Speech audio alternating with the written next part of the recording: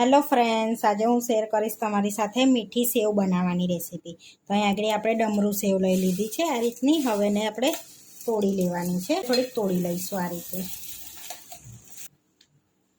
તો આ રીતે આપણે ભૂકો કરીએ ને તો આપણને એને રોસ્ટ કરતા ફાવે, એટલે થોડીક તોડી લેવાની આ રીતની આપણે। તો હવે આપણે રોસ્ટ કરી લઈશું, આ રીતની તોડી લીધી છે। તો તમે આની ખીર પણ બનાવી શકો છો।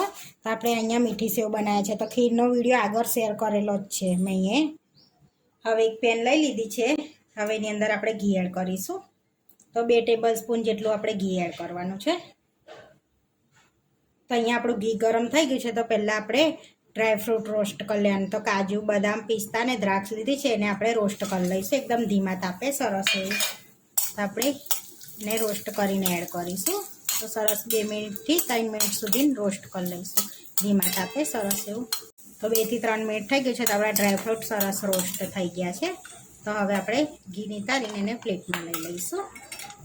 બધા આ રીતે લઈ લઈશું ડ્રાયફ્રૂટને રોસ્ટ કરી લીધા છે। તો હવે એની અંદર જ આપણે 2 ટેબલ સ્પૂન જેટલું બીજું ઘી લઈ લઈશું, કે 1 ટેબલ સ્પૂન લઈશું, બીજું છે અંદર એટલા માટે।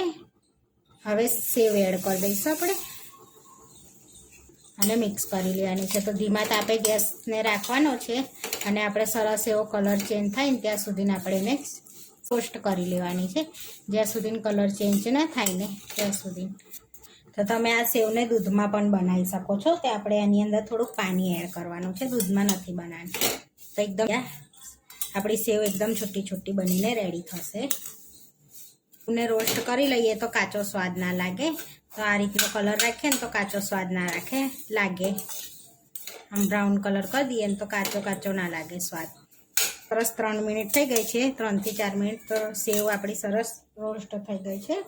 તો ગેસને ધીરો રાખવાનો, નહીં તો સેવ આપણી બળી જશે આ રીતે। હવે એની અંદર આપણે ખાંડ એડ કરીશું।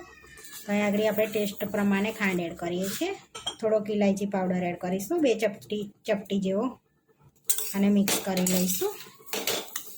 હવે આપણે એની અંદર પાણી એડ કરવાનું અને સરસ એવું મિક્સ કરી લઈશું આપણે, અને સેવને ચડવા દેવાની છે આપણે સરસ એવી। હવે સરસ બધું મિક્સ કરીને આ પાણીનો ભાગ છે એ બળી જવા દઈશું, અને ખાંડ પણ સરસ ઓગળી જશે આપણે। તો તમને કાચી સેવ લાગતી હોય તો તમારે એની અંદર થોડુંક પાણી છાંટી અને સહેજ ધીમા તાપે એકદમ ધીરો રાખવાનો છે ગેસ।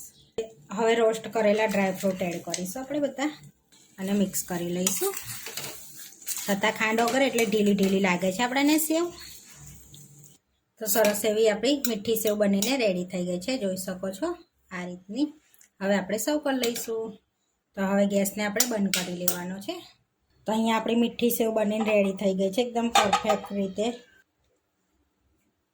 તો આપણે એકદમ પરફેક્ટ રીતે મીઠી સેવ બનીને રેડી થઈ ગઈ છે। આવા વિડીયો જોવા માટે મારી ચેનલને સબસ્ક્રાઈબ કરો, લાઇક કરો અને શેર કરો, અને તમે જરૂરથી ટ્રાય કરો। ફરી મળીશું નવા વિડીયોમાં। કોમેન્ટ કરીને જરૂરથી જણાવજો કે તમને આ મારી રેસીપી કેવી લાગી।